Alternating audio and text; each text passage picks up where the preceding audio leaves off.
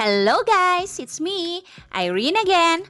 Welcome and welcome back sa aking munting kusina. So for today's episode ay isa na namang pangnegosyo recipe ang gagawin natin.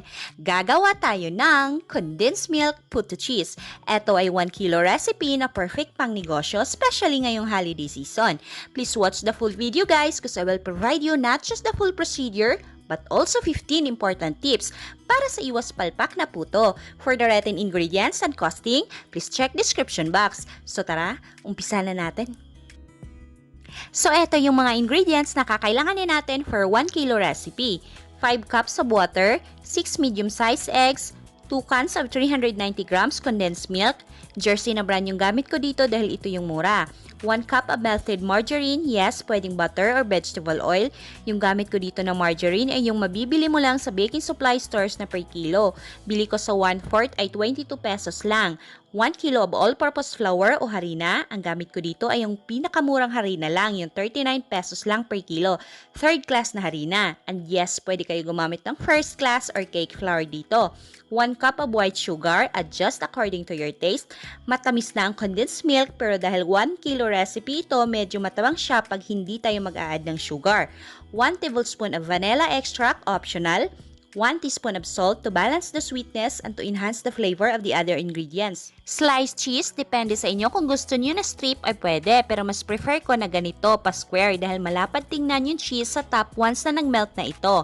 8 tablespoon of baking powder. It is important na magandang klase na baking powder ang gamitin nyo para sa magandang alsa ng inyong puto.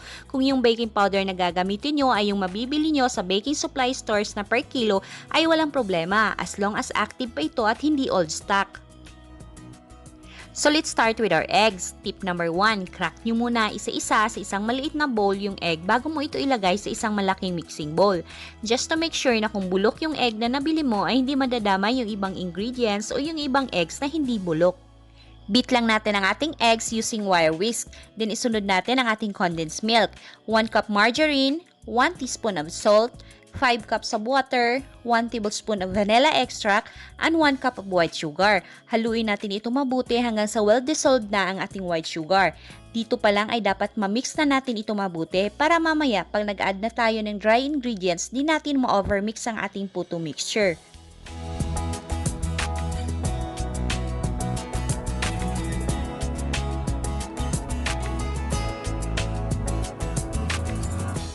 Now, let's add our dry ingredients. 8 tablespoon of baking powder and 1 kilo of all-purpose flour. Ang 1 kilo ay 8 cups. Tip number 2, gumamit ng standard measuring tools pang sukat ng ating mga ingredients to make sure na accurate ito. Dapat gradual lang yung pag-add ng ating harina para hindi tayo mahirapan na i-mix ito. At para sa ating tip number 3, check the freshness of your baking powder kung active pa ba ito by adding 1 teaspoon of baking powder sa hot water. The mixture should bubble. If it doesn't, discard nyo na at palitan na ng bago. At para sa ating tip number 4, sift nyo yung dry ingredients nyo to break up any lumps. It also helps promote smooth consistency that may result to a lighter and fluffier puto. Mix lang natin until well incorporated na ang ating wet and dry ingredients. Tip number 5, it is very important not to overmix your puto mixture.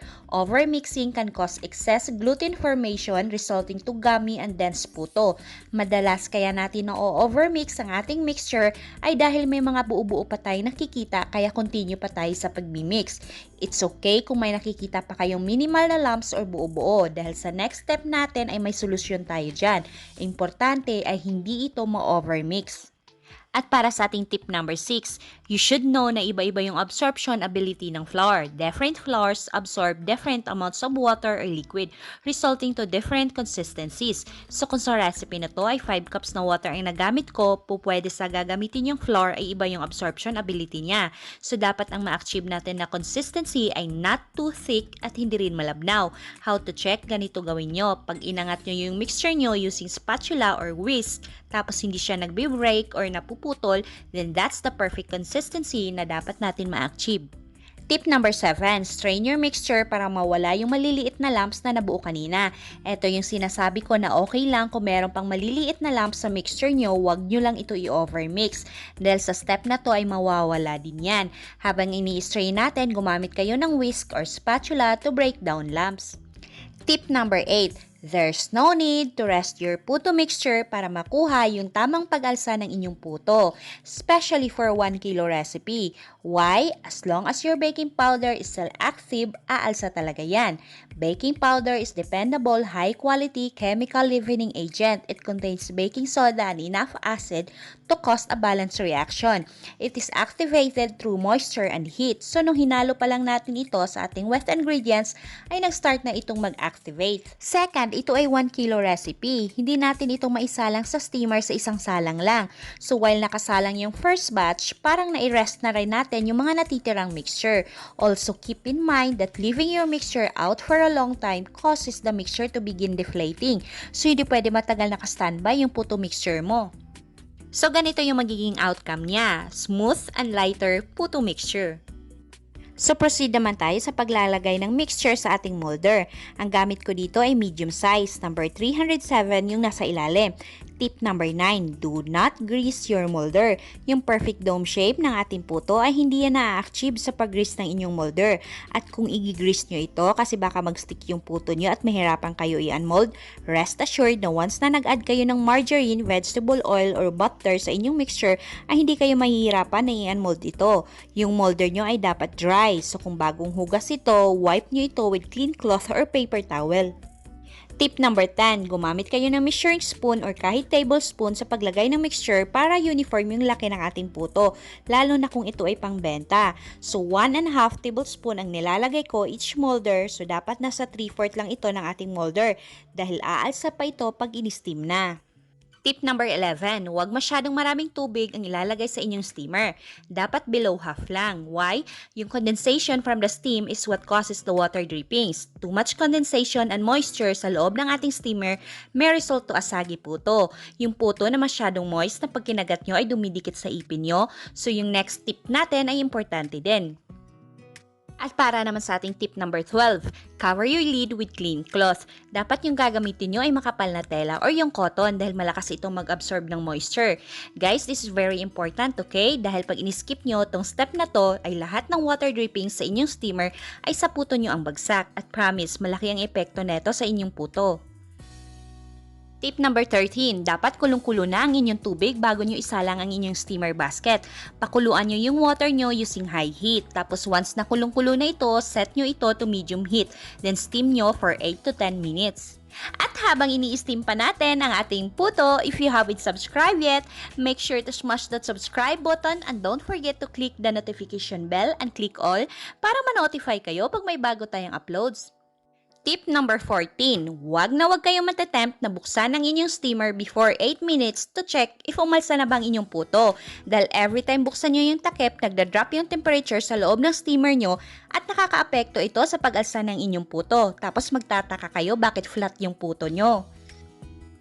At para sa ating tip number 15, alamin nyo yung cheese na gagamitin nyo. Iba-iba kasi ang klase ng cheese. Like yung gamit ko dito ay Eden cheese, which is mabilis mag-melt, so nilalagay ko siya after 8 minutes. Kung mas prefer nyo na pa-strip yung slice ng inyong cheese, nasa inyo yan. Mas prefer ko na ganito yung pagka-slice niya kasi kung titingnan nyo, manipis lang siya. Pero pag medyo melted na siya sa top ng inyong puto, parang malapad siya tingnan. So kung cheese na gamit nyo ay hindi mabilis mag-melt like Queso na brand, ilagay nyo siya bago mo i-steam yung puto at huwag masyado makapal yung pagka-slice ng cheese mo dahil lulubog ito. After 8 minutes, lagay nyo na sa top yung sliced cheese, then steam for another 2 minutes. After 2 minutes, do a toothpick check. If it comes out clean or with few moist crumbs, then luto na ito. Pero kung basa pa, extend your steaming time for another 2 minutes, then check again. Pagluto na, remove from steamer at i-unmold ito. You don't have to let it cool completely before nyo ito i-unmold. As long as kaya nyo na i-handle yung init, ay pwede nyo na ito i-unmold. O, diba? Perfectly dome shape ang ating puto at napaka-easy lang ito i-unmold kaya no need to grease your molder. Dapat ganito yung outcome ng inyong puto. Pag ipipress mo siya ay nagbabounce back siya at hindi lulubog. Sign na fluffy ang inyong puto. At para sa ating final tip, try and try hanggang sa ma-perfect nyo ang inyong puto. Pag-aralan kung saan kayo nagkulang at nagkamali. Balikan ito para maitama. Dahil hindi ko na-achieve ang perfect na puto sa first attempt ko lang. Nakailang failure din ako, so itong sinishare ko sa inyo ngayon ay based ito sa experience ko. Habaan ang inyong pasensya. Lahat ay napag-aaralan. And most importantly, be happy while cooking. Dapat mahal mo ang ginagawa mo. At dahil dyan, may pa-shoutout tayo. Mega shoutout to Cecil Vlog PH. Pa-support din po ng kanyang channel. Isa siyang baguhang YouTuber na willing din makipagkaibigan sa inyo. To Bells Chi, Rosalie Cubre, and to Japs Sugali. Thanks guys for always watching. Sana ay nakatulong tong video na to at nabigyan kayo ng idea paano kikita gamit ang maliit na puhunan lamang.